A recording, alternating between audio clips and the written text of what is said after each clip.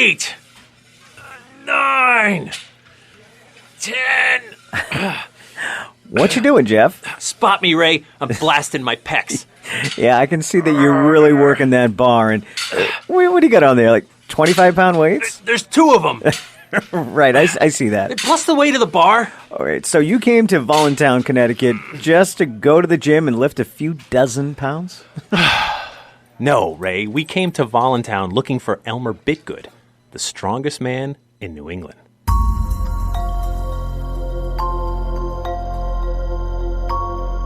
I'm Jeff Belanger. And I'm Ray Auger. Welcome to episode 184 of the New England Legends podcast. If you give us about 10 minutes, we'll give you something strange to talk about today. Voluntown, Connecticut is the next stop on our mission to chronicle every legend in New England, one story at a time. And we're glad you're with us. We are. Yes. Please be sure to subscribe to our podcast so you don't miss a single strange story. And if you want to get even more involved in our community, be sure to join our super secret New England Legends Facebook group and download our free New England Legends app in your app store. The app gives you access to our entire archives plus an interactive map with directions to every location we've covered. Almost 200 places and growing each week. Now, before we go searching Voluntown for the strongest man in New England, we want to take a minute and tell you about our sponsor, Nuwadi Herbals. Yes, indeed. You've been hearing us tell you all about their great teas, balms, soaps, and essential oils that Nuwadi Herbals has to offer. They have a tea for every occasion and mood. And since we're talking about strong people and physical training, we want to tell you about their Buffalo Bone Tea. No, there's no buffalo bones in the tea, and it won't give you buffalo breath, we promise. Ooh. But it is named after the buffalo bone, one of the strongest bones used by our ancestors for making tools, weapons, and jewelry. This unique blend of herbs are meant to keep you strong on the inside. And after your workout, a little Indian blanket balm will soothe those sore muscles and joints and get you ready for your next workout. These are Native American-inspired products, herbal remedies from Mother Earth. Please check out their website to see all the great products that we've been telling you about week after week. And you legendary listeners, you get 20% off your order when you use the promo code LEGENDS20 at checkout. Visit NuwadiHerbals.com. That's NUWATI Herbals with an S.com. Okay, so Ray, we said earlier we're looking for Elmer Bitgood, the strongest man in New England. Right. Okay, so if he heard us say that, he might just kick our butts. Why's that? Because Elmer Bitgood actually claimed to be the strongest man in the world. Well, in fairness, that would also make him the strongest man in New England by default. Okay, that's a good point. So here's a picture of Elmer with his brother from the May 7th, 1909 Norwich Bulletin newspaper. Wow. That guy is built like a house. Yeah. He looks like he's about as wide as he is tall. Are you ready to meet him? I am. Okay, then let's head back to 1909 and set this up. It's May of 1909, and 39-year-old Elmer Bitgood and his brother Doane are posing for the Norwich Bulletin reporter in front of 2,200 pounds of rocks on top of a wooden bench that stands about waist high. Elmer stands about 5 feet 8 inches in height. He's got a 52-inch chest, a 50-inch waist, and he weighs about 300 pounds. Oh, and his biceps? They measure in at 20 inches in circumference. He's wearing a tight black T-shirt, he's got one hand on his hip, and he's puffing his chest out for the camera. So, Elmer, you claim you're the strongest man in the world? I say the strongest man in the world is the man who has authority on the subject and has never been beaten. There may be some people who are stronger than what I am, but as yet I have failed to meet one. I have a perfect right to claim the title until someone can prove that I am not worthy of it. That's fair. Okay, Elmer is getting under the bench or table with the rocks on top. He's placing his shoulders up against the bottom front of the bench, and under his hands there's a small stool he's using to steady himself. He's pretty much half bent over with his hands on the stool. Wow. Look at that. He's lifted the entire bench about 3 inches off the ground. And now he's setting it back down as gentle as a feather. 2,200 pounds is a ton of weight. It's actually more than a ton. Well, that's a good point. 10% more to be exact. Elmer claims his personal best is 2,600 pounds on this same apparatus. Of course, we're taking Elmer's word for it that those stones do indeed weigh 2,200 or 2,600 pounds. But no matter the exact number, it's clearly a lot of weight. All right, a little bit more about Elmer. He was born in 1869 right here in Voluntown, Connecticut. There's a bunch of Bitgoods in this region, so he comes from a big family.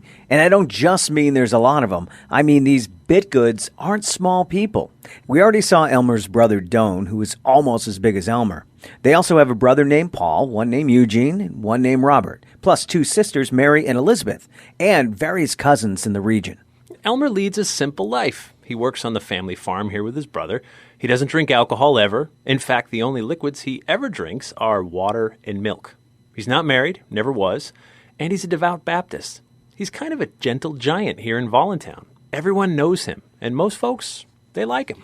Maybe it's because he's so likable that his legend grows. Any neighbors who happen by the Bitgood farm can always stop and ask to see Elmer lift some weight. They say he'll lift up a 180-pound keg over his head with both hands. Or he'll lift a 175-pound rock above his head with one hand, by the way. Then there's the special rock dumbbell he had made that weighs 416 pounds. He'll lift that over his head while visitors clap. And from there, the tales get taller. They say Elmer Bitgood used to plow his fields by pushing an actual plow all by himself. No team of oxen to pull it. And one day, a stranger stopped by along the road to ask Elmer for directions. Elmer lifted his plow to point the way as easily as if you or I might point a stick in the right direction. They say once Paul Bunyan left New England, Elmer Bitgood moved in. And second only to his strength is Elmer's legendary appetite. They say his mom used to cook his dinner in the wash tub. And no matter how much he eats, he's still hungry. I can see how the legend just keeps on growing. Yeah, right? All right, I have a question. Okay. Elmer, how often are you lifting these huge amounts of weight? Is there some kind of regimen you follow? How often? Oh, sometimes 3 or 4 times a day, and sometimes not for a week. It all depends. If I need exercise, I try it. And if the visitors come along and won't believe I can do it, I just show them. This continues for years. Elmer is a local celebrity. He likes the attention, but there is a price. What's that? Well, there's other strong men in the region, of course, and then there are those strong men who tour around the country doing feats of strength at carnivals or even local theaters. And when you claim loud enough that you're the world's strongest man, pretty soon someone's going to come gunning for you. It's true in your local bar. It's true across New England. So enter the Great Bartello. Who is the Great Bartello? Well, the Great Bartello tours vaudeville theaters around the United States, demonstrating his feats of strength. Audiences pay for admission to watch him lift. And if you want people to pay money to see you lift weights, you can't exactly call yourself a really strong guy or stronger than most of the people you know. No, you got to be the strongest man in America. No. You have to be the strongest man in the world. That's what sells tickets. Sure. Then the Great Bartello arrives in Norwich, Connecticut, where he runs smack dab into the local legend of Elmer Bitgood. Oh, I get it. There can't be 2 strongest men in the world. No, there can't. The tension only escalates when Elmer posts a sign by the road on his property. The sign is a feats of strength challenge to the Great Bartello for all to see. Oh, I like it. The gauntlet has been thrown down. Yeah, and there's some back and forth between the two in the newspapers. Of course. I mean, anyone who claims to be the strongest man in the world can't back down from a challenge. Now, the thing is, each man has different lifts they do to impress audiences. There's the bench lift we witnessed Elmer do earlier, which mostly involves leg strength. There's deadlifting. There's arm curls. But Elmer is specific in his challenge. My idea of a strong man is not the man who can do one little feat, or tell of what he has done, or what he has heard or read that someone else has done, and speak until his breath gets hot. Such men are better off putting up balloons and not dumbbells. My idea is the man who can produce the goods and can handle them. I have the goods and can handle them also. And if Bartello or anyone should like to contend for the title, they are welcome. My proposition is not unreasonable, for it is simply a 2-handed grapple with a bar dumbbell from the floor to arm's length over the head, as high as one can reach. Bartello positively refused to meet me at my lifts. I cannot get Bartello the Great to enter in a contest of strength with me. and I will not indulge in any trick lifting. I can see the potential problem here. You can? Well, if two guys claiming to be the world's strongest man have a contest, one of them is going to lose. Oh, that's a good point. The great Bartello has more to lose because he's touring in theaters making this claim. If someone beats him, his career is over. Okay, sure. Elmer Bitgood just goes back to the farm either way. Ah, got it. But still, pride can be a powerful thing. Elmer doesn't want to lose either.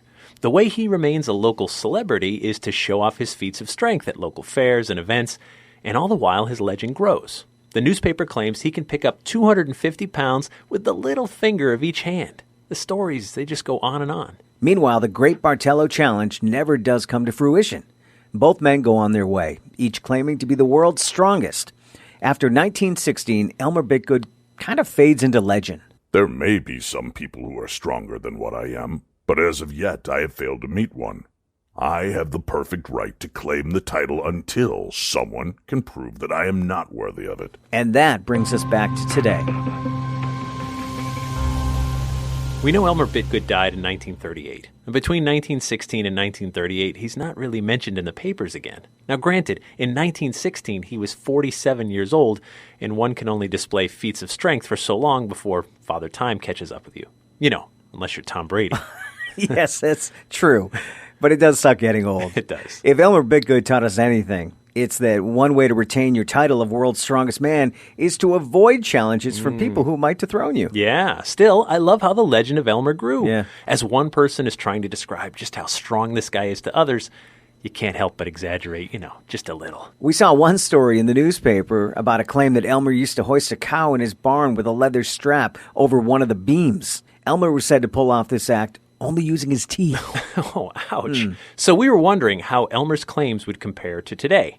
In 1993, the Guinness Book of World Records reported that Greg Ernst lifted 5,340 pounds. Now, to give you a comparison, a four-door Toyota RAV4 weighs about 4,700 pounds. Okay, so maybe Elmer Bitgood wasn't the strongest man in the world, even at his time, but he made a name for himself then, and here we are still talking about him all these years later. That makes him a legend. Given we have no reports of anyone besting him, it's fair to call Elmer Bitgood the strongest man in New England. Want to see some pictures of Elmer Bitgood? Head over to our website and use your strongest finger to click on episode 184. The strength of our podcast lies in our community of legendary listeners, and our backbone is our Patreon patrons. For just $3 per month, these folks get early access to new episodes, plus bonus episodes and content that no one else gets to hear. They keep us going and growing. If you can help us out, please head over to patreon.com/New England Legends to sign up. And we love when you folks reach out to us, either through our website, social media, or our legend line that you can call and text anytime, 617-444-9683. You can even leave our show closing on there for us. We'd like to thank Dave Schrader for lending his voice acting talents this week. Dave is from Darkness Radio and the Holzer Files television series that you can watch right now on Discovery Plus. And of course, our theme music is by John Judd. Hello from Kentucky. I'm Shaw Reynolds, a proud patron of New England Legends, here to remind you the bazaar is closer than you think.